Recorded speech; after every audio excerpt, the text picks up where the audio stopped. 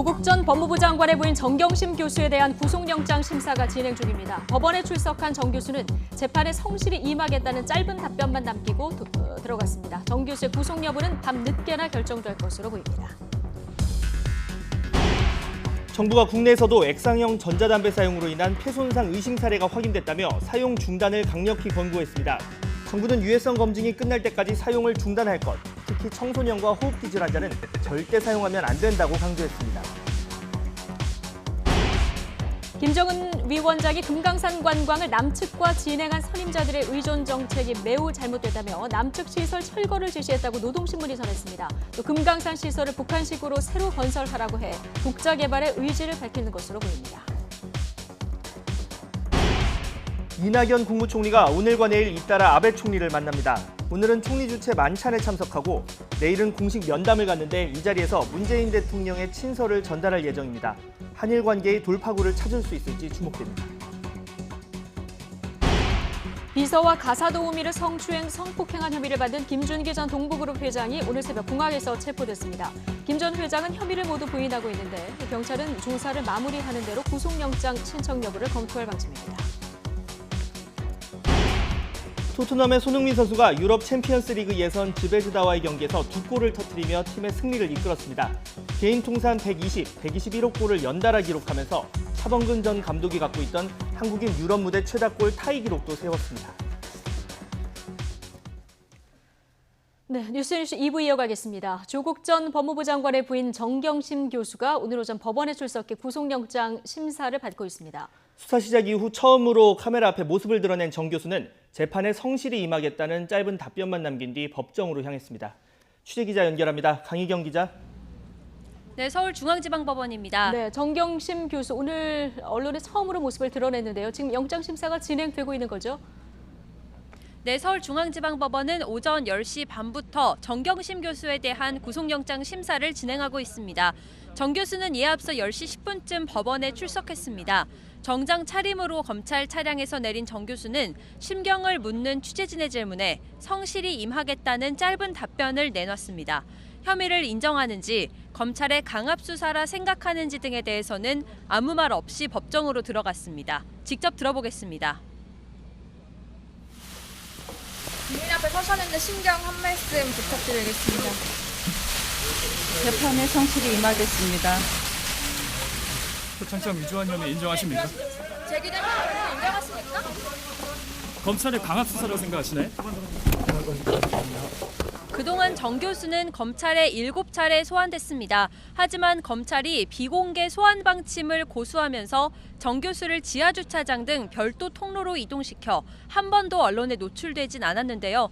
관련 수사가 시작된 이후 오늘 처음으로 언론의 모습이 공개됐습니다. 정 교수에 이어 검찰 측도 부부장급 검사를 포함해 4명이 영장심사에 들어갔고 정 교수 측에서는 10여 명의 변호인단이 출석했습니다. 네, 그렇다면 정 교수의 구체적인 혐의 내용 짚어볼까요?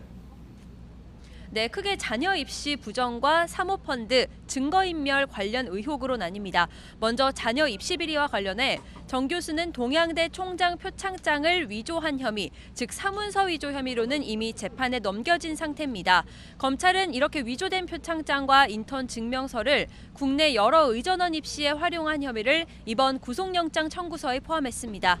위조 서류로 부산대 의전원 등 국립대의 입시 전형을 방해한 데에는 위계에 의한 공무집행 방해 혐의를, 사립대의 경우 업무방해 혐의를 적시했습니다. 딸을 동양대 연구보조원으로 등록해 허위로 수당을 타는 혐의도 있습니다.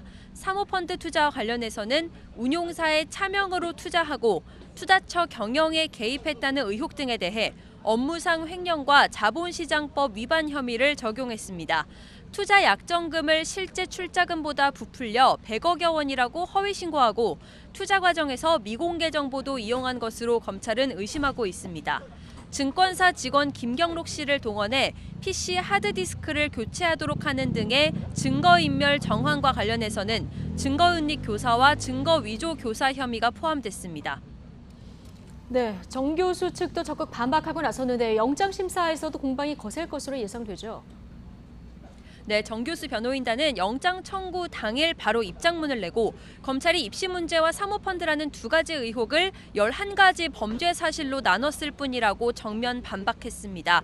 이 가운데 입시 문제는 딸의 인턴 활동 내용과 평가에 대한 것이어서 향후 재판을 통해 해명될 문제고, 사모펀드는 조 전 장관 오촌 조카 조범동 씨와 정 교수를 동일시해 조 씨 잘못을 정 교수에게 더 씌우는 것으로서 오해에서 비롯된 문제라고 밝혔습니다. 또 증거인멸 관련 혐의에 대해서도 검찰이 인사청문 단계에서의 사실 확인 노력과 해명 과정까지도 모두 증거인멸로 보고 있는데 이 부분도 오해에 불과하다고 반박했습니다. 범죄 성립 여부를 두고부터 구속 전 피의자 신문에서 검찰과 변호인 측 공방이 치열할 것으로 보입니다. 네, 정 교수의 건강 상태도 오늘 구속 여부를 결정할 쟁점이 될 것으로 보인다고요? 네, 앞서 정 교수는 뇌종양과 뇌경색 진단을 받았다며 줄곧 건강 문제를 호소해왔습니다. 법정 요건을 갖춘 진단서 제출 문제를 두고 한동안 검찰과 변호인 측 신경전이 이어지기도 했는데요. 앞서 조 전 장관 동생의 영장 기각 사유로 법원에서 건강 문제를 언급하기도 했던 만큼 검찰은 정 교수 건강에 대한 검증 절차와 결과를 신문 과정에서 상세히 소명할 계획입니다.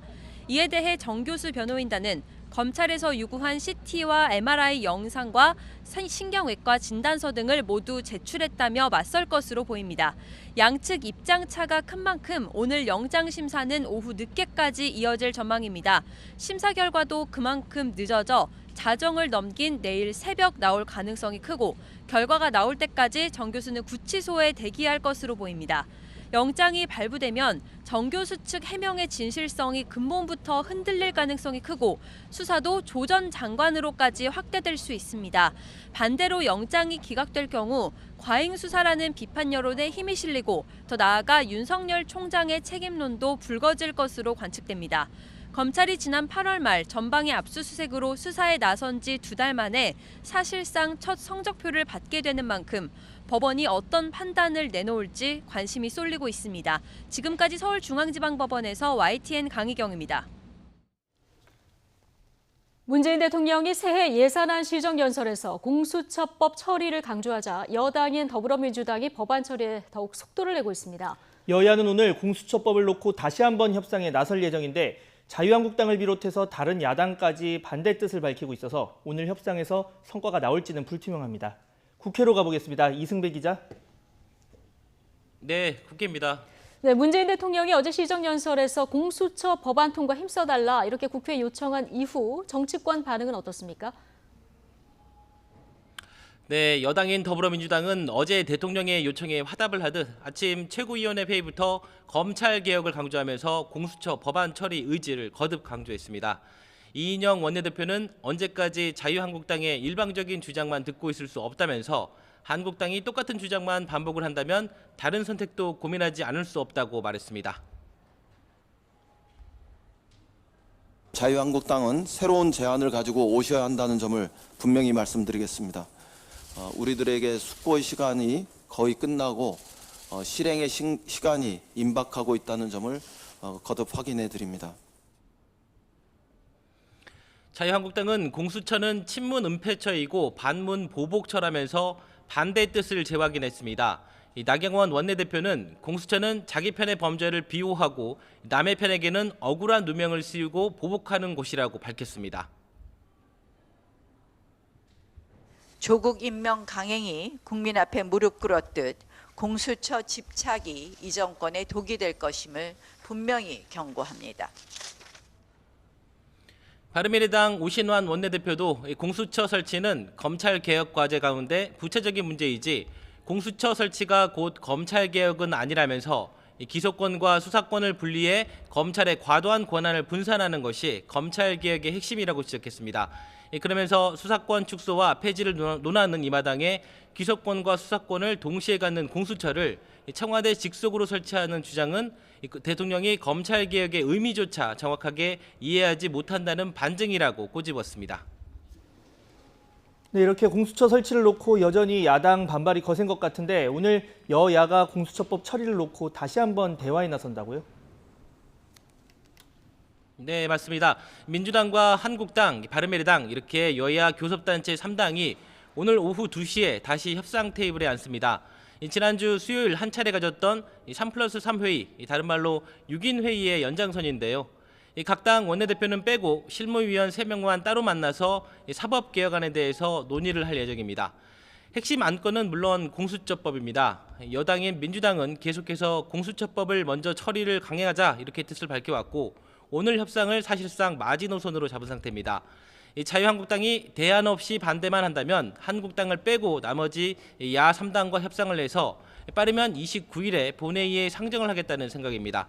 하지만 한국당은 여전히 공수처 반대 뜻을 굽히지 않고 있고 지난 4월 패스트트랙 지정에 합의를 했던 다른 야당 역시 애초 합의대로 준연동형 비례대표제 도입을 골자로 한 선거법 개정안을 우선 처리해야 한다는 입장입니다. 이와 별개로 오늘 오후에 여야 3당 원내대표와 소속 의원 1명씩이 만나는 6인 회의도 열리는데요. 여기서는 선거법 개정안에 대해서 논의를 합니다. 이 선거법 개정은 물론 공수처를 둘러싼 이견이 좁혀지지 않고 있기 때문에 오늘 협상에서 접점을 찾기는 쉽지 않아 보입니다. 지금까지 국회에서 YTN 이승배입니다. 미국에서 액상형 전자담배로 인한 사망 사례가 잇따르는 가운데 국내에서도 폐손상 의심 사례가 처음 발생했습니다. 그러자 정부가 액상형 전자담배 사용 중단을 강력히 권고했는데요. 취재기자 연결해서 자세한 내용 알아보겠습니다. 한영규 기자. 네, 정부가 지금 액상형 전자담배 사용을 중단할 것을 강력히 권고를 했습니다. 이 액상형 전자담배가 국민 건강을 아주 위협하고 있다. 이런 중대한 사안으로 보는 거죠? 네, 그렇습니다. 박능후 보건복지부 장관은 오늘 관계부처 합동 브리핑을 통해 액상형 전자담배 사용을 중단할 것을 강력히 권고한다고 밝혔습니다. 미국에서 액상형 전자담배로 인한 폐 손상 사례가 1,400여 건 발생했고 이들 가운데 33명은 사망했습니다. 우리나라에서도 지난 2일 유사한 사례가 보고됐는데 전문가 검토 결과 액상형 전자담배 사용으로 인한 폐 손상 의심 사례로 보인다는 의견이 나왔습니다. 정부는 현 상황이 담배와 관련된 공중보건의 새로운 위협으로 판단하고 액상형 전자담배 사용 중단을 강력히 권고하고 나선 것입니다. 특히 아동과 청소년, 임산부, 그리고 호흡기 질환을 앓고 있는 사람은 절대 액상형 전자담배를 사용하지 말아야 한다고 강조했습니다. 정부는 또 액상형 전자담배 수입업자에게 담배 성분과 첨가물 정보를 제출하도록 요구해 공개할 방침입니다. 청소년을 대상으로 액상형 전자담배를 파는 행위에 대한 단속도 강화됩니다. 인터넷을 통한 불법적인 판매 행위에 대한 감시를 강화하고 보건복지부 차관을 단장으로 대응반을 구성해 대책을 신속하게 추진하기로 했습니다. 네, 지금 국내에서 보고된 이 액상형 전자담배로 인한 폐손상 의심 사례와 관련해서 인체 유해성 평가도 진행이 되고 있는데 언제쯤 결과가 나올까요? 네, 국내에서 발생한 의심 사례는 30세 남성으로 일반 담배를 하루 5개 피워서 한 갑 정도 피웠고 2, 3개월 전부터 액상형 전자담배를 사용했습니다. 전문가 검토 결과 흉부 영상 이상 소견과 세균 바이러스 감염 음성 판정으로 미루어 볼 때 액상형 전자담배 사용으로 인한 폐 손상 의심 사례로 판정됐습니다. 지금은 정상이 호전돼 퇴원한 상태입니다. 정부는 액상형 전자담배 제품 회수와 판매 금지 등을 위한 과학적 근거를 마련하기 위해 현재 식약처에서 유해 성분 분석을 진행하고 있습니다. 다음 달까지는 분석을 완료할 계획입니다. 또 전자담배로 인한 인체 유해성 연구는 질병관리본부에서 진행되고 있습니다. 내년 상반기 안에 결과를 발표할 예정입니다. 액상형 전자담배는 연초의 줄기나 뿌리에서 추출한 제품이 많지만 현행법은 연초에 2% 제조한 경우에만 담배로 보고 있어 관리에 사각지대가 발생하고 있습니다. 이 때문에 정부는 연초에 잎과 줄기, 뿌리 등을 원료로 사용한 제품도 담배 정리에 포함하고 제조와 판매업자에게 담배에 포함된 성분과 첨가물 정보를 제출하도록 의무화하는 내용으로 법률을 개정하기로 했습니다. 또 청소년 흡연 유발 등 공중보건에 나쁜 영향을 미칠 경우 제품 회수와 판매 금지를 할 수 있도록 국민건강정진법 개정을 추진하기로 했습니다. 지금까지 행정정책부에서 YTN 한윤규입니다. 김정은 북한 국무위원장이 금강산을 찾아 우리 측과 함께 진행했었던 금강산 관광 사업을 맹비난했습니다. 선임자들의 대남 의존 정책이 잘못됐다며 이례적으로 강하게 비판한 뒤 새로운 관광지구를 다시 지으라고 지시한 건데요. 취재기자 연결합니다. 김지선 기자. 네, 통일부에 나와 있습니다. 네, 김정은 위원장이 지금 금강산에 있는 우리 측 관광시설을 비난하면서 철거를 지시했죠? 네, 북한 매체는 김정은 국무위원장이 금강산을 찾은 소식을 전했습니다. 종합적인 국제관광지구 건설 계획을 세우고 현지 지도를 한 건데 이 자리에서 남북경협의 대표적 사업인 금강산 관광사업을 대남 의존 정책이라며 맹비난했습니다. 그러면서 금강산에 우리 측이 지어놓은 시설들을 평가절하하고 모두 철거하라고 지시했습니다. 민족성이라는 걸 찾아볼 수 없고 관리가 안 돼 남루하고 또 건설장의 가설 건물을 방불케 해서 자연경관에 손해를 끼친다는 겁니다. 다만 남측 시설들은 남측과 합의해서 처리하라고 주문하며 절차를 강조했는데요. 이와 관련해서 북측이 협의를 제안해 올 것으로 예상되는 대목입니다. 김 위원장은 특히 국력이 약할 때 남에게 의존하려 했던 선임자들의 정책이 매우 잘못됐다며 이례적으로 아버지 김정일 위원장의 정책을 비판했습니다. 금강산 관광은 아버지인 김정일 국방위원장이 현대그룹과 함께 추진한 대표적인 남북 경제협력 사업입니다. 며칠 전에 김 위원장이 김정일 시대의 대표적인 본보기였던 사리원시 협동농장을 깎아내린 데 이어서 또다시 아버지의 업적을 공개 비판한 셈입니다. 네, 지난해 평양선언에서 조건만 마련이 된다면 남과 북이 우선적으로 금강산 사업을 정상화하겠다 이렇게 얘기를 했었는데 이 북한이 그렇다면 독자적인 금강산 관광 사업을 선언할 것이다 이렇게 볼 수 있을까요? 네, 남과 북의 금강산 사업 재개는 말씀하신 대로 지난해 평양선언 합의사항입니다. 다만 그때는 대북 제재 현실을 반영해서 조건이 갖춰지는 대로 우선 정상화하기로 했고요. 김 위원장이 이어 올해 신년사에서도 조건 없이 재개할 용의가 있다고 밝히기도 했습니다. 하지만 이번 시찰에서는 남북 관계가 발전하지 않으면 금강산 관광도 못한다는 건 잘못된 인식이라고 지적했습니다. 이어 남측을 내세워서 관광 사업을 하는 것이 바람직하지 않다면서 기존의 남북 경제 협력 형태의 사업을 부정하고 독자적인 개발 의지를 드러낸 겁니다. 금강산에 남측 동포들이 오겠다면 언제든지 환영이라고 밝혀 우리 측 관광은 열어뒀습니다. 새로운 건설 계획도 구체적으로 내놨는데요. 고성, 비로봉, 해금강 등 관광지구를 3, 4단계별로 건설하라고 지시했습니다. 김 위원장의 이번 시찰에는 부인 리설주 여사와 여동생 김여정, 대남 정책을 담당하는 장금철 통일전선부장, 대미협상 사령탑을 맡은 최선희 외무성 제1부상 등이 동행했습니다. 이들은 노동자 합숙소보다 못한 건물들이 세계적인 명승지에 자리 잡고 있는 게 정말 꼴불견이라며 김 위원장의 결정을 지지했습니다.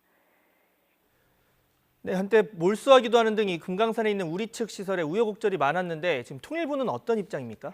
네, 통일부는 일단 북한 매체 보도와 관련해서 북한의 의도와 사실관계를 파악하고 있다고 밝혔습니다. 이상민 통일부 대변인은 북측이 이와 관련해서 우리 측에 협의를 요청해 올 경우 우리 국민의 재산권 보호와 남북 합의 정신, 또 금강산 관광재개 활성화 차원에서 언제든지 응하겠다고 밝혔습니다. 이 대변인은 우리가 먼저 협의를 제안할 계획을 묻자 현재로선 북측의 의도를 면밀히 파악하는 게 우선이라고 답했습니다. 현재 금강산에 있는 우리 측 자산은 정부와 공공기관, 민간 측 투자 자산이 섞여 있는데 북한이 몰수 동결했지만 우리 측은 이를 인정하지 않고 있다고 설명했습니다. 지금까지 통일부에서 YTN 김지선입니다. 일본을 방문 중인 이낙연 국무총리가 오늘과 내일 잇따라 아베 총리를 만납니다. 오늘은 일왕 즉위식에 참석한 외빈들을 대상으로 한 아베 총리 주최 만찬에서 만나고 내일은 공식 면담을 하면서 문재인 대통령의 친서도 전달할 예정입니다. 도쿄 연결합니다. 황보현 특파원. 네, 도쿄입니다. 네, 이 총리가 어젯밤 이 나루히토 일왕의 즉위를 축하하는 궁정 연회에 참석했는데 이 자리에서도 아베 총리와 잠시 만났죠? 네, 그렇습니다. 어제 오전에 일왕 즉위식이 열렸고 어제 저녁 7시 반부터 2시간 동안 일왕이 주최하는 만찬회가 있었습니다. 이낙연 총리가 이 만찬회에 참석을 해서 아베 총리와 나루히토 일왕과 각각 만나서 짧은 대화를 나눴습니다. 나루히토 일왕과는 작년 3월 브라질에서 열린 세계 물포럼에서 만난 것을 화제로 해서 짧은 대화를 나눴고 아베 총리 내외와도 인사를 나눴습니다. 아베 총리는 이 총리에게 부인인 아키에 여사를 소개했고 이 총리는 내일 예정된 면담에서 보자면서 잘 부탁한다는 취지로 짤막한 대화가 오갔습니다. 이 총리는 궁정 연회를 마친 뒤에 아베 총리를 만난 소감을 묻는 질문에 오랜 친구를 만난 분위기까지는 아니었지만 비교적 밝은 느낌이었다고 말했습니다. 네, 이 총리는 이제 오늘 저녁에는 아베 총리가 주최하는 만찬에 참석을 하고 내일은 총리 관저에서 단독으로 면담이 예정돼 있는데 아무래도 취재 현장에서 느끼는 분위기는 좀 다를 것 같습니다. 어떻습니까? 네, 이낙연 총리와 아베 총리는 오늘 저녁에 만찬에서 만나고 내일 오전에도 만나게 됩니다. 어제 만찬에서 만난 것까지 포함하면 사흘 동안 매일 이낙연 총리와 아베 총리가 한 차례씩 만나게 되는 셈입니다. 오늘 저녁에 예정된 만찬은 아베 총리가 즉위식을 경축하기 위해서 온 외빈들을 대상으로 하는 자리입니다. 참석자가 많기 때문에 두 사람 사이에 짧은 대화가 오갈 수는 있겠지만 진지한 대화를 나눌 수 있는 자리는 아닙니다. 내일은 총리 관저에서 두 사람이 단독 면담 시간을 갖습니다. 시간은 아직 조정 중인데 늦은 오전 시간대가 될 것 같고 면담 시간은 10분이 조금 넘을 것 같습니다. 이 자리에서는 문재인 대통령의 친서도 전달되는데 문재인 대통령의 친필 편지는 아니고 서명이 담긴 문서 형식입니다. 아베 총리와의 면담에 대해서 이 총리는 드라마틱하게 몇 마디 말로 현안이 풀리는 것은 아니겠지만 최대한 대화가 더 촉진되도록 분위기를 만드는 것이 목표라고 말했습니다. 현안에 대해서 구체적으로 얘기나 합의가 나오기는 어렵더라도 대화를 좀 더 세게 하자는 정도까지는 진척이 될 것이라고도 밝혔습니다. 양측이 대화 필요성에 공감한다면 문재인 대통령과 아베 총리의 정상회담으로 이어질 가능성도 있지만 지금 단계에서는 예단하기 어려운 상황입니다. 네, 이 총리가 오늘 면담 일정이 참 많던데 이 정치인, 대학생 그리고 제1동포까지 만나는 일정이 예정돼 있죠? 네, 그렇습니다. 오늘 이낙연 총리가 소화해야 될 일정은 모두 8개나 됩니다. 오전부터 저녁 때까지 일본 정계 인사, 또 일본 대학생들, 또 우리 동포들과 만나서 간담회를 하는 등 일정이 빡빡하게 짜여져 있습니다. 이미 이란 의원연맹 관계자들과는 비공개로 조찬 대화를 이미 했습니다. 또 1시간 전부터는 게이오 대학을 찾아서 일본 대학생들과 얘기를 나눴습니다. 이어 현지에 거주하는 우리 동포 대표들과 오참 간담회를 갖고 일본 열린민주당 공명 야마구치 대표, 야당인 입헌민주당 에다노 대표를 만나게 됩니다. 도쿄 올림픽 조직위원장이자 일본 내 대표적인 지한파 정치인인 모리 전 총리와의 면담도 예정돼 있습니다. 이 총리는 일본의 다양한 사람들을 만나는 것에 대해서 인연의 중요성을 강조하고 있습니다. 두 나라 사이에 1500년에 걸친 우호와 교류의 역사가 있는데 사람과 사람을 잇는 마음을 이어주는 인연이 불행한 최근 수십 년의 역사보다 오래고 길다는 것입니다. 그래서 아베 총리를 비롯해서 일본의 다양한 사람들을 만나 한국과의 인연을 일깨우고 싶다는 희망을 밝히기도 했습니다. 지금까지 도쿄에서 YTN 황보현입니다.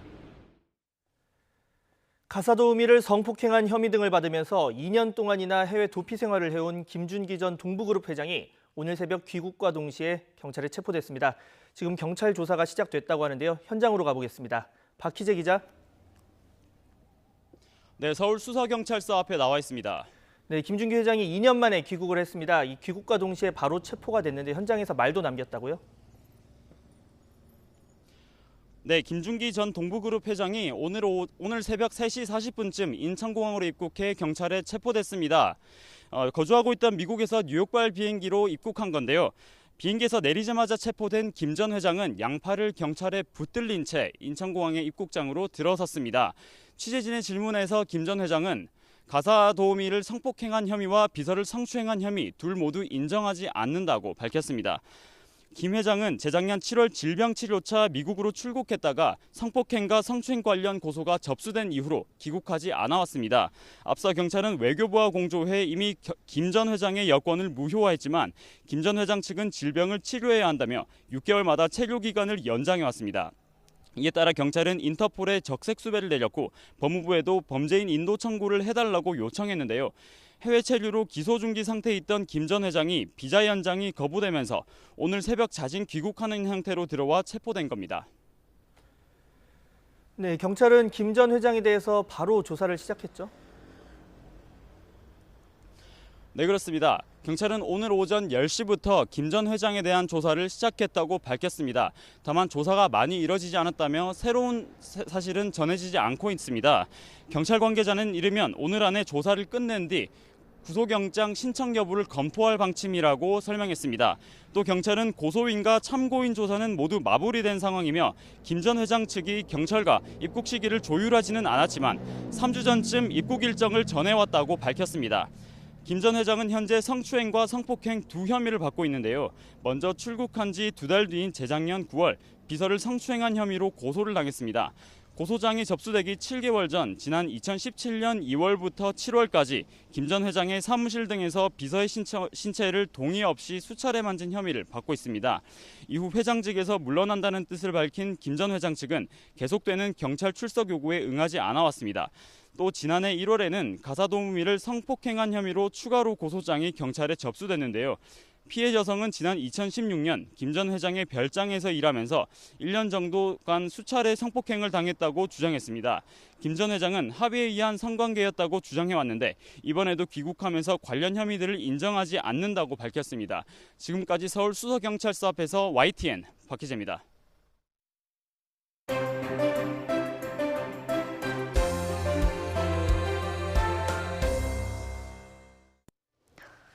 네, 구속이냐 기각이냐 조국 전 법무부 장관의 부인 정경심 교수에 대한 영장 실질 심사가 시작됐습니다. 그동안 언론에 노출되는 걸 꺼리던 정경심 교수 처음으로 모습을 드러내기도 했는데요. 자, 이번 영장 실질 심사 결과에 따라서 검찰과 정경심 교수의 희비도 엇갈릴 것으로 보입니다. 강선우 전 더불어민주당 부대변인 그리고 정태근 전 한나라당 의원과 이야기 나눠보겠습니다. 어서 오십시오. 네, 안녕하세요. 안녕하세요. 아마 이 시간이 현재 정 교수에 대한 영장 실질 심사가 이루어지고 있을 텐데요. 정경심 교수의 법원 출석 모습부터 주요 혐의 그리고 정치권 전망까지 영상으로 먼저 보고 오시겠습니다.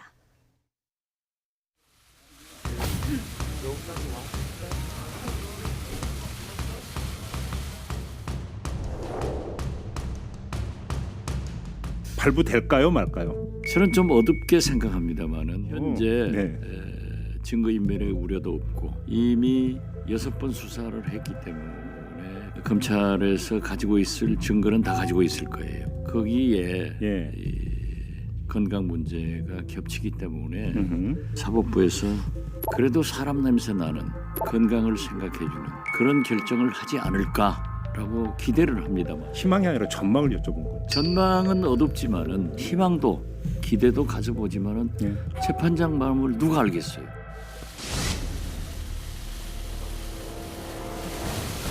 재판에 성실히 임하겠습니다. 어떻게 수사를 했는지 다 이제 뭐 조금 있으면 다 드러날 텐데 조금 기다려 주시죠.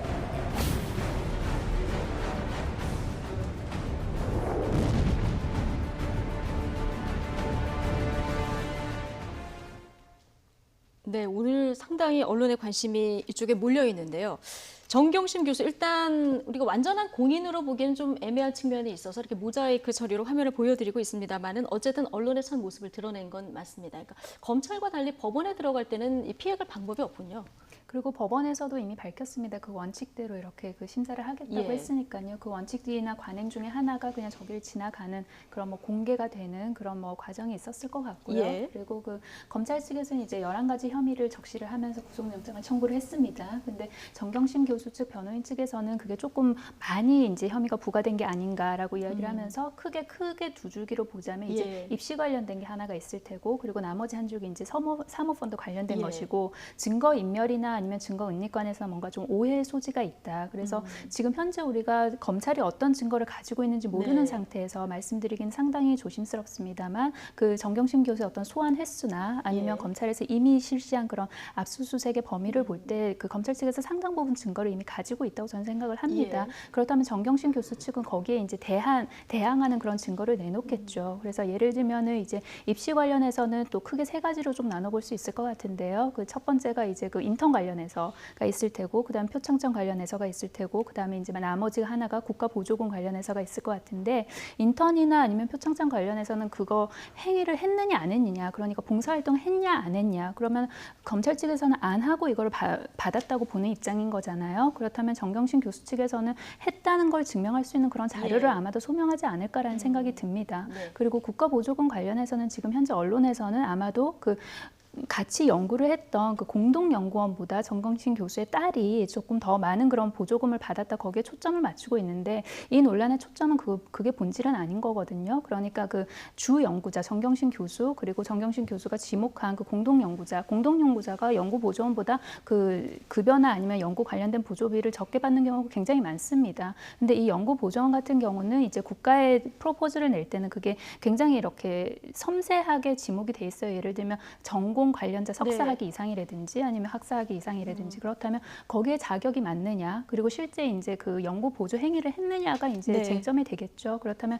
그 행위 관련해서는 또 정경심 교수 측의 입장이나 자료가 있지 않겠습니까? 이메일이 남아있든 아니면 자료 조사를 한 그런 기록이 남아있든지 간에 그래서 어쨌든지 간에 정경심 교수 측에서는 여러 가지 본인들이 가지고 있는 본인들이 무죄나 아니면 무혐의를 입증할 수 있는 그런 자료를 가지고 열심히 해명할 것으로 기대합니다. 11가지 혐의인데 정경심 교수 측은 크게 보면 2가지, 검찰이 좀 부풀리기를 했다 이런 입장인 건데요. 지금 검찰 수사가 과잉이라고 생각하느냐 오늘 그 재판정에 나올 때 기자가 이런 질문이 있었는데 여기엔 대답이 없었고요. 재판에 성실히 임하겠다 이 한마디를 하고 들어갔습니다. 일단 언론과 많은 국민들은 정경심 교수가 포토라인에 쓸 거냐라는 거에 대한 관심이 많았을 텐데 구속영장에 대한 심사를 진행한다는 것은 이제 법적 절차가 진행되는 거거든요. 그래서 검찰에 출석하듯이 뭐 지하로 가거나 또는 무슨 판사가 이용하는 경로를 이용할 수가 없는 게 검찰에서 구속영장을 청구하게 되면 거기에 따라서 이제 구인장이 발부가 됩니다. 그래서 오늘도 화면에 보시면 검찰에서 가가지고 그 직접 호송을 해오는 형태가 되는 거죠. 그래서 이제 당연히 이제 서야 되는 것이고. 저는 사실은 그렇게 짧게 성실히 임하겠다라고 얘기할 거라고 이제 예상을 했습니다. 왜 그러냐면 지금 정경심 교수는 사실은 수사 과정에서 모든 혐의를 부인을 한 상황이거든요. 그리고 또 변호인 측에서는 2가지 혐의인데 제가 봤을 때는 굳이 얘기해도 3가지 혐의인데 2가지 혐의를 11가지로 부풀렸다 이렇게 또 얘기를 하는 걸 봐서는 어떻든 그 판사가 직접 심리를 할 때에 자기가 어떻든 변명이든 해명이든 하는 게 도움이 되지 굳이 언론 앞에 서서 자기의 억울한 처지를 얘기하는 것이 별로 도움이 안 될 것 같다 이런 판단을 한 것 같고요.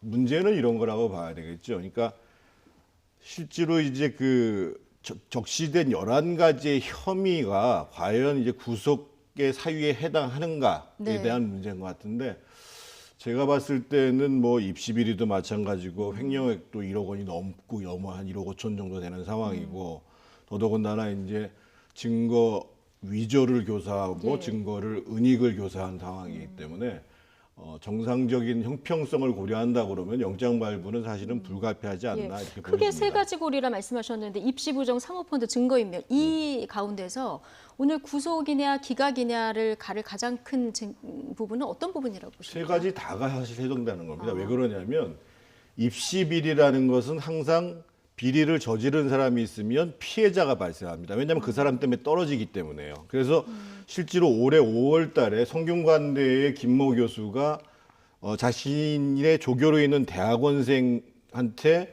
자기 딸의 논문을 대리 작성시켰어요. 그래가지고 입학에 합격을 했거든요. 그래서 역시 구속 기소돼서 실형이 나왔죠. 그리고 그런 만큼 사실은 법원에서 입시 비리 문제는 상당히 중대하게 보는 사안입니다. 2번째로 이제 소위 사모펀드 관련해서는 2가지가 그 심대하게 걸려 있는 문제인데 일단 횡령 액수가 보통 1억 원이 넘어가면 이거는 이제 제가 얘기를 하는 것이 아니라 이전에 영장 전담 판사를 했던 이충상 변호사가 법원의 내부 기준으로 대략 횡령 액수가 1억 원이 넘으면 구속영장을 발부한다. 이런데 지금 현재 그 영장에 나와 있는 내용을 보면 대략 한 1억 5천만 원이 넘는 금액으로 나와 있고 더 문제가 되는 것은 저희가 자본시장법 중에서 미공개 정보를 이용한 수익을 만드는 과정들 이거는 굉장히 중요한 사안으로 보고 있습니다. 근데 이제 지금 그 영장을 청구할 때 보면 그 WFM이 그 7,000원 정도의 상한가로 가기 이전에 한 5,000원 정도 2달 전에 미공개 정보를 알고 공시 이전에 했다. 이런 내용들이고 역시 이제 지금 증거인멸 같은 경우는 지금도 정 교수는 증거를 갖고 있는 컴퓨터 노트북을 제출하지 않고 있잖아요. 그런 걸로 봐서는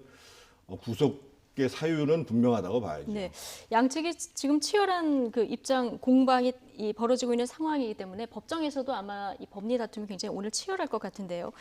건강 문제도 그 변수가 될 것 같습니다. 박지원 대한신당 의원, 전망은 어둡다. 그러나 희망을 가져본다 하면서 사람 냄새나는 결정을 기대한다 이런 얘기를 했거든요. 그러니까 우선 그 구속을 하는 원칙을 살펴보면 이제 그 범죄 상당 부분 소명이 돼야 되는 거 아닙니까? 그러니까 검찰 측에서 증명이 아니라 소명을 하느냐, 어느 만큼 소명을 하느냐에 따라서 이제 기본 전제가 판가름이 되는 것이고, 이제 거기에 따라서 도주의 우려가 있을지, 아니면 증거 인멸의 우려가 있을지, 아니면 거주지가 그 불명확하다든가 이제 그거에 대해서 판가름이 날 텐데, 그거와 동시에 또 따져보는 게 사안의 중대성이지 않습니까? 그렇다면 그 표창장이나 아니면 그 사모펀드 관련해서 뭐 1억여 원 정도 이제 그 공방이 오가는 그 금액이 어느 정도로 정말 구속을 해야 될 만큼 사안이 중대하냐, 그거를 이제 법원에서 판가름을 하겠죠. 그리고 그와 동시에 이제 정경심 교수 측에서는 내가 이러이러한 이유로, 그러니까 그 현재 검찰이 제시하고 있는 혐의에 대해서 나는 무죄이고, 그리고 동시에 나의 건강 상태가 좋지 않다는 거를 충분히 어필하지 않겠습니까? 그렇다면 그 건강 상태라 하면 우리가 육안으로 판단할 수 있는 게 아니잖아요. 그리고 일방적인 주장을 들어서도 판단할 수 있는 것이 아니고, 그렇다면 정경심 교수 측에서는 그걸 입증할 수 있는 객관적인 자료를 제시하지 않겠습니까? 앞서 제시했던 그 MRI나 아니면 뭐 엑스레이 등등이 참고가 될 것이고, 그리고 저는 추측이긴 합니다만 아마도 오늘 구속영장 실질심사를 하는 데 있어서 그 지금까지 없었다고 검찰 측에서 계속 주장해온 어떤 그 의사의 진단서나 아니면 더 객관적인 그런 의학적인 자료를 제시하지 않을까 생각합니다. 그러니까 지금 정경심 교수 측은 검찰은 못 믿겠다. 그래서 법원에서 이 건강 문제를 다퉈보겠다 이런 입장이었었는데요. 법원이 어떻게 판단할지 이 부분도 좀 관심이 가는 대목이고. 좀 말씀을 드리면요. 짧게요. 건강 문제는 사실은 영장 심사의 그 중요 사안은 아닙니다. 그리고 이제 형평성이라는 측면을 봐야 되는데, 예를 들면 정유라 입시 비리 사건 같은 경우에 소위 이대 김모 학장은 그 당시에 사실은 유방암 수술을 받고 항암 치료 중이었고요. 예를 들면 노무현 대통령의 그 후원자였던 그 창신섬유의 강금원 회장 같은 경우가 2009년도에 구속이 될 때, 구속영장이 청구될 때, 그때 이미 악성 뇌종양이 판명이 났었습니다. 그럼에도 불구하고 구속영장이 집행이 됐고, 그래서 나중에 병보석으로 이제 불구속 상태에서 재판을 받았거든요. 그래서 기본적으로 구속영장에 대한 심사가 있고, 그런 다음에 피고인들이 나는 도대체 이 수감 생활을 견디기가 어렵다고 하면 적부심을 신청하게 되고, 그것도 안 되면 병보석을 신청하는 절차가 있기 때문에 건강 자체가 구속 여부에 결정적이라고 볼 수는 없습니다. 과거 판단과 비교해 봤을 때 형평성 차원의 문제가 제기될 수 있다 이런 말씀이시고요. 최근 이제 굵직한 영장 심사가 있을 때마다 심사하는 영장 판사에게 관심이 쏠리는데, 오늘 송경호 부장판사 그동안 뭐 여러 가지 굵직한 사건도 많이 했는데, 공교롭게도 이번 수사팀 실무팀장 책임자도 지금 송경호 중앙지검 3차장 검사예요. 이름도 같고 나이도 같다고 합니다. 네, 이 사안이 아무래도 국민적인 관심사가 워낙 높은 사안이다 보니까 그 판사가 누군지, 그리고 이 영장을 청구한 검사가 누군지 그 이름까지 다 공개가 되고, 그리고 공교롭게 또 동명이인인 그런 이제 상황이 발생을 한 건데요. 그 판사 개인에 대해서 어떤 기대를 하거나 아니면 판사 개인을 비판하거나 이 판결 결과에 따라서 저는 그런 모습은 지양돼야 된다고 생각을 합니다. 어쨌든 판사는 헌법과 법률과 본인의 양심에 따라서 그런 판결을 내리는 거 아니겠습니까? 그렇다면 어떠한 판결이 나오든지 간에, 물론 판결 자체에 대해서는 보는 시각에 따라서 그 평가가 나뉘고 비판을 할 수 있다고는 봅니다만, 판사 개인에 대한 어떤 인신공격을 한다거나 아니면 법원의 판결을 존중하지 않는 모습이라든가 그런 대로 흘러가면 정말 저는 곤란하다고 생각합니다. 사법부의 판단은 존중돼야 된다. 그런 의미에서 각 당에서의 계속된 논평 이런 것들은 좀 적절치 않다. 강선우 대변인은 그럼 이렇게 보시는 거거든요. 그러니까 그 판결 자체에 대한 의견을 낼 수 있지만, 이게 혹시 사법부에 대한 압박으로 비춰진다거나 아니면 한 개인에 대한 공격으로 비춰진다거나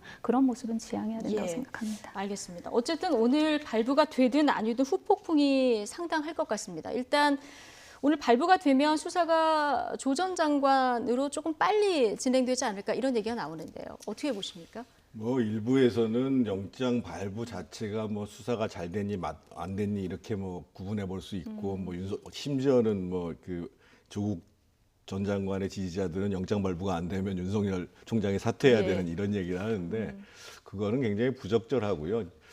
작년 9월부터 올 8월 달까지 구속영장이 청구됐는데 발부되지 않은 경우가 한 18.8%라고 합니다. 그러니까 한 20% 가까이가 구속영장이 발부가 안 되는 경우고, 또 한 가지 구속영장이 발부가 안 된 경우에 이미 범죄가 다 소명이 됐고 범죄 행위가 인정이 됐고 그런 상황에서 도주나 증거인멸의 우려가 없기 때문에 굳이 이거 구속재판할 필요 없다라고 하는 불구속으로 경우도 수사하라, 이런 그렇죠. 의미를 그런 하는 경우도 말씀이신 있고 거죠. 하기 때문에 예.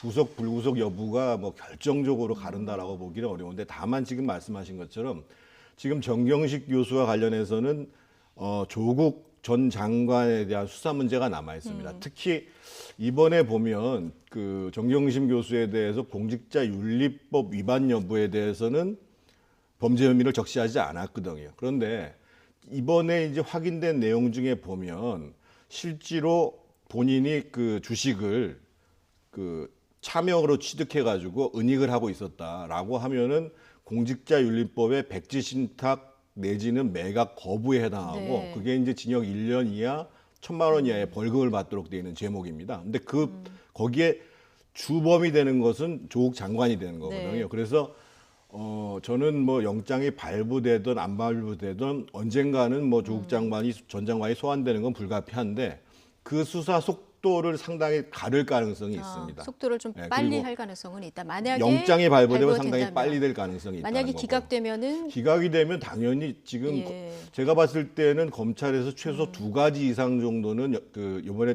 혐의를 적시하지 않았던 것 같거든요. 그래서 만약에 기각이 되면 추가로 구속영장을 발부하겠다는 뜻을 보인 거기 때문에 추가 구속영장을 발부할 가능성이 크고 뿐만 아니라 거기에 따라서 조국 장관에 대한 조사도 늦어질 가능성이 예. 크다 이렇게 보는 거죠.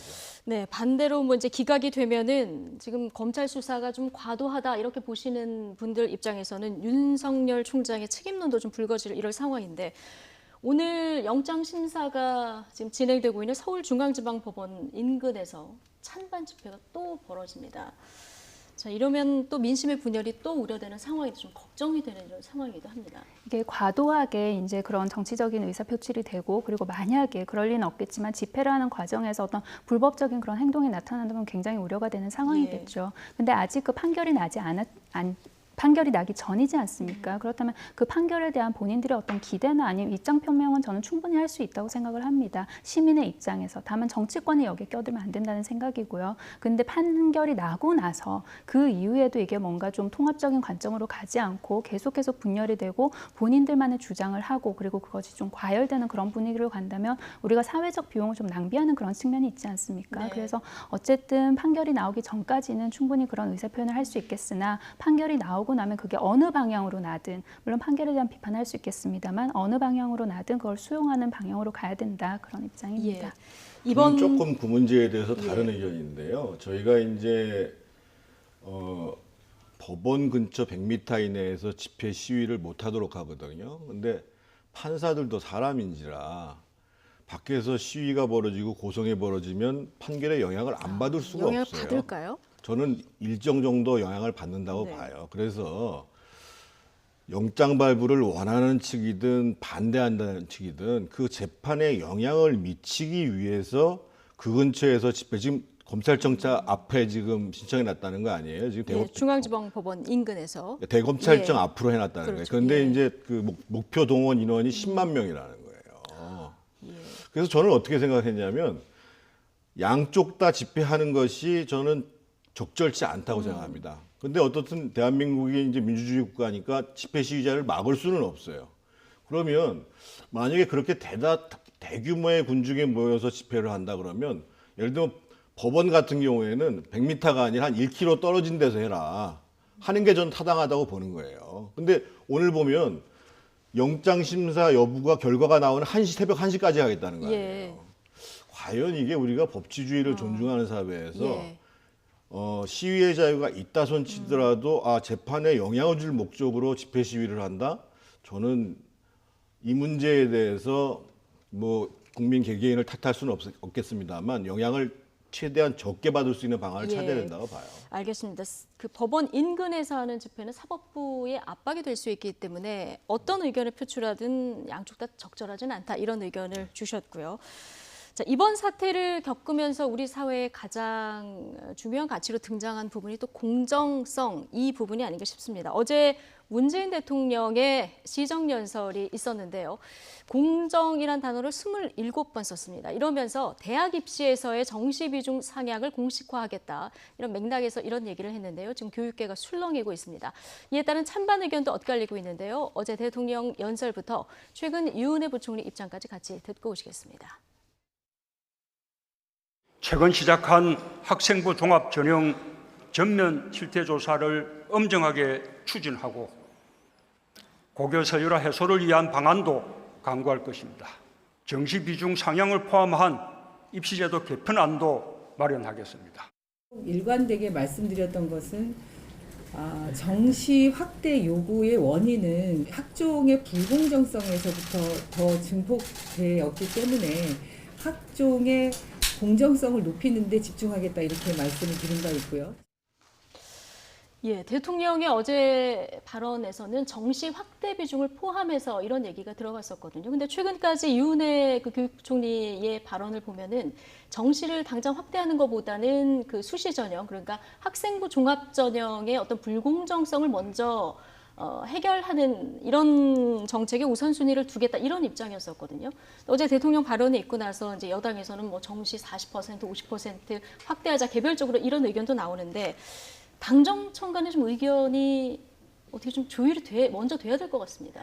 그 당정청 간에 뭐 하나의 만약 결과적으로 나오는 의견은 하나가 크게 나와야겠지만 그거를 조율하는 과정에 있어서는 저는 지금 각각의 역할을 잘 하고 있다는 생각이 들거든요. 그러니까 이제 교육부 같은 경우는 이제 정부 부처지 않습니까? 정부 부처는 아무래도 가장 느리게 보수적으로 그리고 안정적으로 국민에게 예측 가능성의 기간을 가장 넓게 주면서 움직일 수밖에 없는 그런 기능을 하는 것이고, 근데 그게 만약에 좀 더디게 간다 내지는 시대 정신을 바로바로 반영하지 못하고 있다 할 때는 그 역할을 정치권에서 끌어줘야 한다고 저는 생각을 합니다. 그래서 대통령의 말씀 같은 경우는 이제 반보 앞서서 그렇다면 이제 이번에 그 학종 관련해서 불공정이 굉장히 이슈가 되고 그리고 교육계에 있어서 공정에 대한 그런 화두가 되고 있으니까 그 이슈를 이제 던지신 것이고 그렇다면 실무적인 논의나 아니면 공론화의 과정을 거치거나 여러 가지 각계각층의 의견을 수렴을 하는 과정이 이제 교육부에서 또 해야 될 실무적인 차원인 것이죠. 그래서 아직까지 뭔가 하나의 안이 결정적으로 나온 것이 아니기 때문에 그걸 가는 과정에 있어서 저는 정부 부처는 정부 부처의 역할을 하고 있고 정치권은 조금 앞서가는 그런 정치권의 역할을 하고 있다는 생각이 들고요.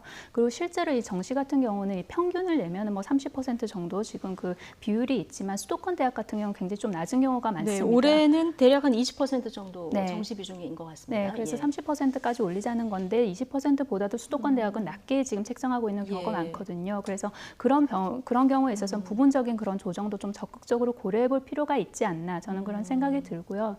근데 교육 문제가 사실 굉장히 가장 어려운 문제 중에 하나지 않습니까? 정답이 없습니다. 예, 그리고 우리가 뭔가 국제관계랑 연계해서 유기적으로 개혁을 해야 되는 문제가 아니기 때문에 어떻게 보면 우리끼리 해볼 수 있는 거기 때문에 굉장히 적극적으로 해볼 수 있다는 생각이 들다가도 이 교육 문제라는 게 사실 교육 문제 하나로 존재하는 게 아니라 그렇다면 또다시 노동시장의 문제랑 연계가 되는 것이고 노동시장의 문제는 미래에 대한 그런 불안감에서 오는 게 크기 때문에 또다시 복지 문제랑 연결이 되는 것이고 그래서 교육 문제 하나로만 좀 논의하기에는 뭔가 좀 그 유기적으로 돌아가는 그런 데서 떨어져 나온 느낌이 들지 않나. 그래서 이렇게 논의가 이왕에 시작이 될 거면 저는 교육, 노동, 복지 이게 세 개가 함께 가야 되는 게 아닌가 그런 생각이 듭니다. 지금 조금 이해를 돕기 위해서 말씀을 드리면 지금 뭐 시청하시는 여러분들이 다 이제 대입 입시를 치르는 자녀들이 있는 건 아니니까요.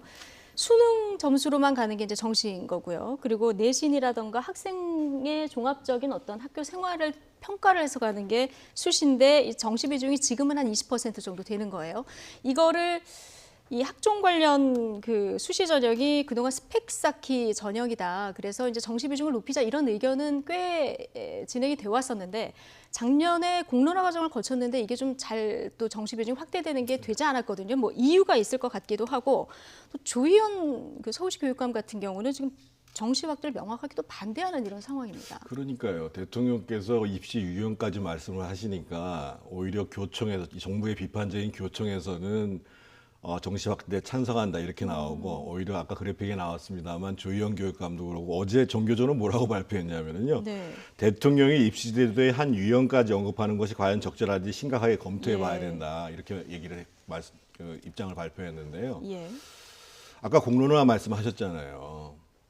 사실은 그 신고리 5, 6호기를 계속 건설할 것인가 말 것인가를 위해서도 3개월의 공론화 과정을 거쳤습니다. 그래서 입시제도 관련해 가지고 공론화 과정을 거쳤는데도 결론을 못 냈어요. 그런데 대통령께서 이 문제를 공정이라는 관점에서 청와대 나름의 해법을 가지고 바로 얘기를 해버렸단 말이에요. 그런데 민주당의 박경미 의원이 그러니까 2017학년부터 2019년도 올해까지 서울대의 최종 입학자들을 쭉 자치단체별로 분석을 했어요. 그랬더니만 정시 입시에서 60%가 전국의 20개 시군에서만 갔다는 거예요.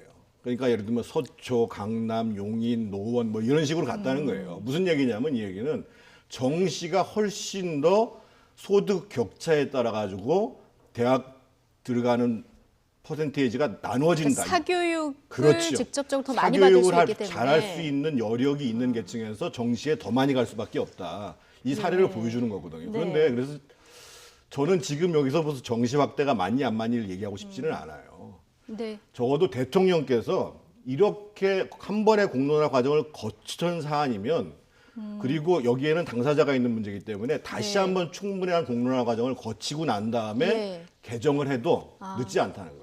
지금 뭐 여러 가지 목소리가 나오니까 다시 한번 공론화 과정을 거치는 것이 중요하다는 말씀 해주셨고요. 다음 달에 일단 교육부가 대입 공정성 강화 방안을 공개한다고 합니다.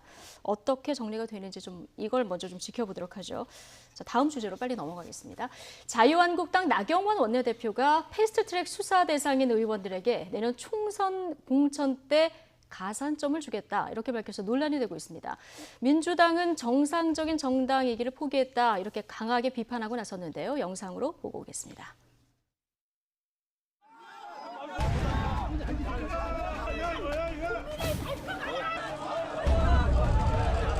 저는 여기 창문을 뜯어서라도 나갈 수 있도록 지금 경찰과 소방에게 요청을 하려고 합니다.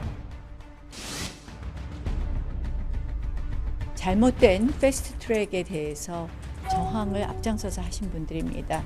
그분들의 어떤 기여도는 높이 평가해야 된다고 봅니다. 따라서 당연히 수사 대상인 분들은 앞으로 공천 과정에서 가산점이 있을 것이다 라는 부분에 대해서 유차 당대표께서도 그런 취지의 말씀을 하셨고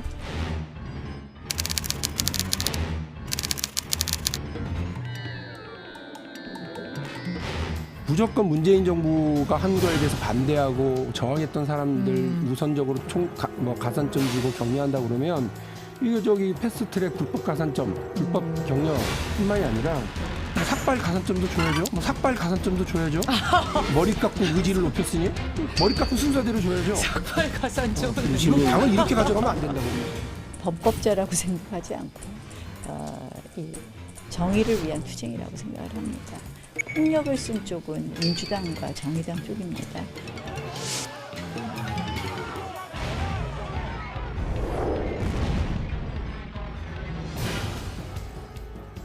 네, 지금 여러 가지 발언 중에서 박용진 의원의 이럴 거면은 삭발 가산점도 줘라 이런 발언이 눈에 확 들어오는데 대검 국감 다음 날 검찰이 국회 방송에 대한 압수수색을 진행했습니다. 패스트트랙 그 수사에 속도를 내고 있는 이런 상황인데 지금 한국당 원내대표가 물론 이제 내부 불만을 좀 달래는 유화책인 것 같습니다만은 여기에 지금 수사를 받게 된 의원들에게 가산점을 주겠다 이런 얘기를 해서 좀 논란이 되고 있어요. 어떻게 들으셨습니까? 그러니까 수사를 왜 받는지 생각을 해보면 법을 어겼을 그런 혐의가 있기 때문에 수사를 받지 않습니까? 그러면 불법 행위에 대해서 지금 가산점을 주겠다는 거잖아요. 그러니까 보통 뭔가 불법 행위를 했거나 아니면 그런 혐의가 있으면 공천에서 오히려 배제하는 그런 개혁을 하기 마련인데 불법 행위를 한 사람에 대해서 가산점을 오히려 더 주겠다 공천 시에.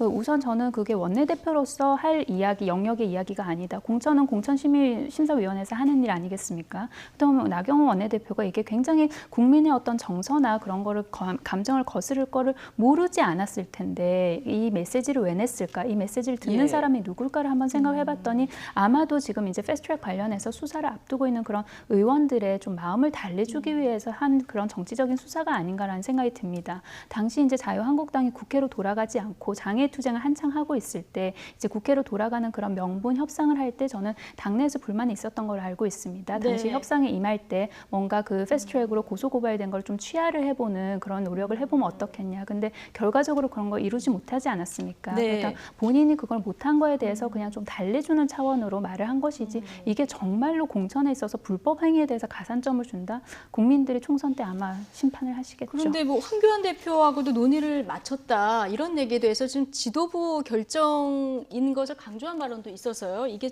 단순한 유화책이냐 이 부분은 잘 모르겠는데 강 대변인 말씀하신 것처럼 사실은 지금 나경원 대표가 권한을 넘어서는 얘기를 한 거거든요. 그리고 이제 기본적으로 최고위원회 그리고 당무위원을 통해서 소위 공천심사 기준을 정하는 문제가 우선일 거고 물론 황 대표 얘기를 했습니다만 저는 조금 사실은 고의적인 발언이라고 제가 받아들였습니다. 무슨 얘기냐면 나경원 대표의 임기는 올해 12월 12일까지입니다. 그러니까 나는 이렇게 나와 같이 의정활동을 정말 열심히 해준 사람, 나에 대해서 따라준 사람에 대해서 배려할 생각이 있으니까 나머지 남은 기간도 내가 원내대표 했으면 좋지 않겠는가라는 무언의 메시지를 보내는 게 아닌가 싶고요. 정당 내에서 정당 활동에 대한 기여도가 높은 거에 대해서 가산점을 주는 건 뭐 그 정당의 자유입니다. 하지만 그거를 패스트트랙 고발됐기 때문에 가산점을 준다고 표현하지는 않거든요. 그래서 저는 이제 그 공천 심사를 할 때에 소위 그 정당 활동의 기여도라는 것들을 어느 정도 반영할지는 모르겠습니다만 그런 형태로라도 일부 반영될 수는 있는데 바람직한 것은 분명 아니죠. 근데 여기에 지금 또 하나 논란이 된 것이 어제 한국당에서 굉장히 이색적인 표창장 수여식이 있었습니다. 이게 대통령 시정연설 끝난 다음에 있었던 일인데 이른바 조국 전쟁에서 승리하는 데 공을 세운 의원들에 대한 표창장 수여식이었어요? 그 표창장을 줬을 뿐만 아니라 또 금일봉도 줬다고 이제 그런 보도가 나왔는데요.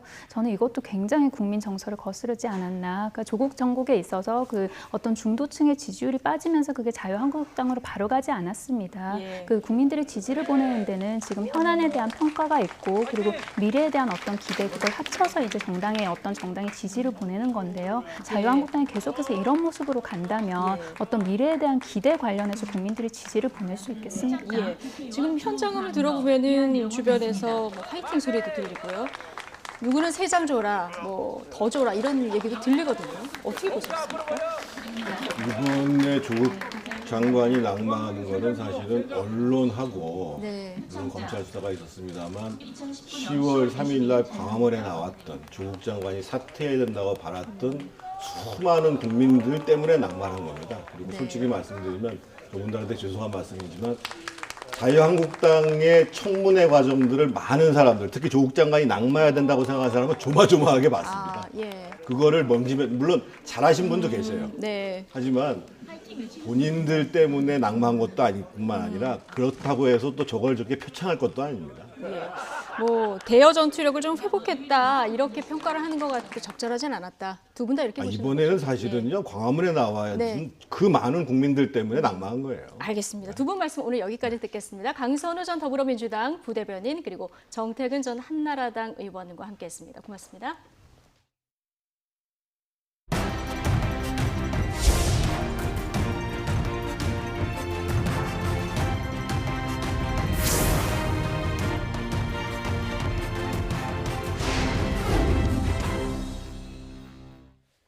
러시아 군용기 6대가 어제 우리 방공식별구역 그러니까 카디즈를 석 달여 만에 또 침범했습니다.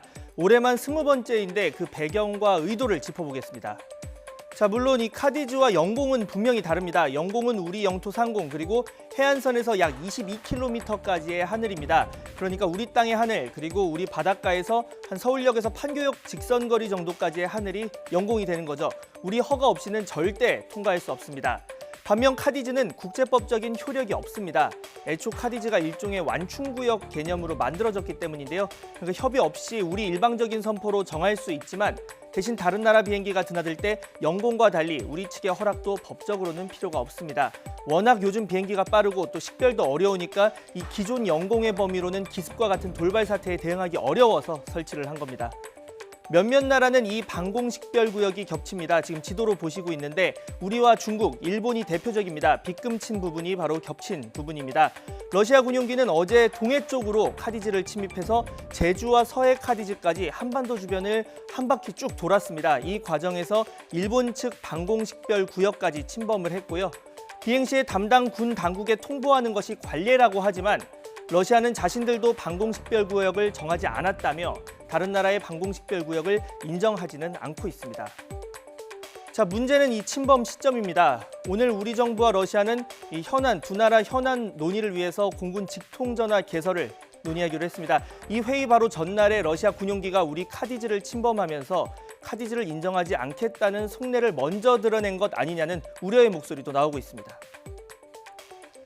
카디즈를 완전히 이제 사실상의 영공에 준하는 조치를 하게 되면 러시아의 그 태평양 함대에 있는 군용기들이 이동할 수가 없거든요. 그래서 저 태평양 돌아서 가야 되는데 그걸로 가려면 반드시 카디즈나 자디즈를 거쳐야 되거든요. 항행의 자유처럼 자신들의 그 군용기들이 지날 수 있는 통로를 열어달라 뭐 이런 부분들이 러시아의 요구라고 볼 수 있고 그런 부분에 대해서 우리가 사전 통보만 하면 우린 뭐 방해할 의사는 없다 이런 정도만 하면 어느 정도 그 합의도 가능할 거라고 생각합니다. 자, 물론 거듭된 이 다른 나라 방공식별구역 침범에는 러시아의 다른 의도도 엿보이고 있습니다. 앞서 지난 7월 우리와 일본 방공식별구역 침범 당시에 우리에게는 그나마 러시아가 정례 비행일 뿐이었다 이런 답변을 했지만 일본의 해명 요구는 무시했습니다. 이 쿠릴 열도 영토 분쟁이 있는 일본의 더 강경한 자세로 나온 거죠. 여기에 미국은 또 일본 땅에 러시아의 잠재적 위협이 될 수 있는 중거리 미사일 배치도 고려를 하고 있습니다. 자, 중요한 건 러시아가 이 동북아에서 영향력 확대를 꾀하는 것과 별개로 카디즈 침범을 국제법적으로 완전히 근절시킬 방법은 지금으로서는 없다는 겁니다. 침범에 그때그때 도발이다 이렇게 민감하게 반응하기보다는 카디즈 통과에 대해서 최소 직통 전화 등을 통해서 사전에 통보를 받는 수준의 협의가 더 필요해 보입니다. 네, 보험 가입할 때 약관을 확인하는데요. 너무 어렵고 복잡해서 아무리 읽어봐도 제대로 이해하지 못하는 경우 많으시죠. 분쟁이 생기는 경우도 적지 않은데요. 그래서 내년부터는 보험 약관이 한층 쉬워집니다. 최하영 기자가 자세히 전해드립니다. 자잘한 글씨들이 빼곡한 보험 약관. 내용도 많고 복잡한 데다 용어까지 어려워 제대로 이해하긴 쉽지 않습니다. 일반인이 보기에 금액이나 이제 할부 같은 거나 아니면 이제 몇 달 이상 이제 돈을 내야 된다. 이런 거 부분이 조금 어렵고 다들 그냥 약관 같은 건 잘 안 읽고 그냥 동의만 항상 하고 이제. 상황이 이렇다 보니 보험과 관련한 소비자 분쟁 민원도 해마다 늘어나는 추세입니다. 이런 문제를 해결하기 위해 금융당국이 나섰습니다. 먼저 상품과 관련 없는 특별 약관을 마구잡이로 끼워 팔던 관행이 금지됩니다. 예를 들어 운전자 보험에 화재 벌금이나 골프 활동 중 배상 책임 등 엉뚱한 특약은 넣지 못하고 실적이 없는 특약도 빼 소비자가 가입한 내용만 약관에 담습니다. 합리적인 특별약관 부과 기준에 따르면 현재의 상품의 이 두툼한 체감론의 이 상품이 분량이 최대한 50% 내지 60% 정도 줄어들 것으로 그렇게 저희들은 예상하고 있습니다. 또 그럴싸한 상품명으로 가입자가 상품을 오해하지 않도록 상품의 특징과 종목 표기를 의무화합니다. 아울러 소비자 분쟁을 줄이기 위해 상품을 출시할 때 법률과 의료 전문가의 사전 검증을 꼭 거쳐야 합니다. 약관 이해를 방해하는 깨알 같은 글자들은 그림과 도표, 동영상으로 쉽게 바뀔 예정입니다. 그러나 이러한 개선 방안을 통해 보험 약관이 쉽게 만들어진다 하더라도 소비자가 이를 읽지 않으면 아무런 의미가 없습니다. 이번 약관 개선 방안은 규정 개정을 거쳐 내년부터 순차적으로 시행됩니다. YTN 최하영입니다. 오늘은 종일 청정한 공기를 만끽할 수 있겠습니다. 미세먼지 농도 좋음에서 보통 수준을 유지하겠습니다. 다만 현재 서울 하늘은 다소 흐린 모습인데요. 오늘 전국에 구름이 많은 가운데 저녁부터 영남 해안과 제주도에는 비가 내리겠습니다. 비는 내일 영동과 남부지방 곳곳으로 확대하겠습니다. 모레까지 예상되는 비의 양은 영동과 영남 해안에 최고 60mm, 제주도와 그 밖의 남부지방은 5에서 30mm입니다. 하늘은 흐리지만 기온은 오늘도 예년보다 높습니다. 서울과 부산이 22도, 대전은 19도, 광주 20도 등으로 아침보다 10도 이상 올라 일교차가 무척 크겠습니다. 가을이 점점 깊어지면서 날씨도 갈수록 더 쌀쌀해지겠습니다. 주말부터는 서울 아침 기온이 한 자릿수로 뚝 떨어지겠고요. 한낮에도 20도를 밑돌겠습니다. 기온 변화가 큰 날씨가 이어지니까요. 건강관리에 각별히 유의하시기 바랍니다. 지금까지 YTN 최현미입니다. 수요일 뉴스앤 이슈 여기서 마치겠습니다. 잠시 뒤 노종면의 더 뉴스가 이어집니다. 시청해주신 여러분 감사합니다.